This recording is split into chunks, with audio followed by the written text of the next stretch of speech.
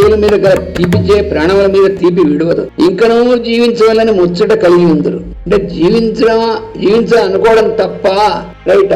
జీవించాలని అనుకోవడం తప్పు కాదు. 100 సంవత్సరాలు జీవించాలనే కోరుకోవాల్సింది అని ఎక్కడ చెప్పారు? ఉపనిషత్తులు చెప్పారు. ఈశావాస్య ఉపనిషత్తులు. కుర్వన్నేవేహ కర్మాణి జిజీవిషేత్ శతకం సమాహ.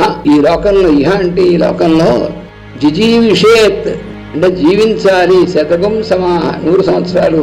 ఎలాగా? కుర్వన్నేవ కర్మాణి, నువ్వు చేయవలసిన పనులు చేస్తూనే జీవించాలని కోరుకో. ఇవి చేయకుండా జీవించాలని నువ్వు కోరుకుంటావు. అది వచ్చింది.